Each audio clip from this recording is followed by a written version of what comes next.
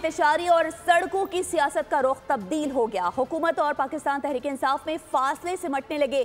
दोनों के दरमियान राबते बहाल। पीटीआई ने मुज़ाकरात के लिए हुकूमत से रुजू कर लिया। ज़राए के मुताबिक स्पीकर कौमी असम्बली अयाज सादिक ने फरीकैन को मुज़ाकरात की पेशकश की थी। मुज़ाकरात बगैर किसी पेशगी शराइत के होंगे। मुल्क की सियासत में नया रुख। हुकूमत पर कड़ी तनकीद करने वालों ने यू टर्न ले लिया। तहरीक इंसाफ ने हुकूमत से मुज़ाकरात का फैसला कर लिया। तहरीक इंसाफ के रहनुमाओं ने भी मुज़ाकरात की तस्दीक कर दी। चेयरमैन तहरीक इंसाफ बैरिस्टर गौहर ने भी तस्दीक की। कहा कि 9 मई के वाक़ये पर धूल डालकर आगे बढ़ा जाए। ज़राए के मुताबिक बाज़ाब्ता मुज़ाकरात के लिए राब्ते जारी रखने पर इत्तेफाक किया गया है।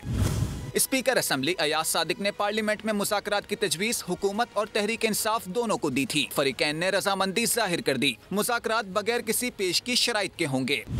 मुज़ाकरात का मकसद मुल्क में सियासी अदम इस्तेहकाम और जारी तनाव में कमी लाना है। फरीकैन जल्द मुज़ाकराती कमेटियों के अराकीन के नामों पर मुशावरत करेंगे। सब्सक्राइब करें और बेल दबाएं ताकि कोई खबर रह न जाए।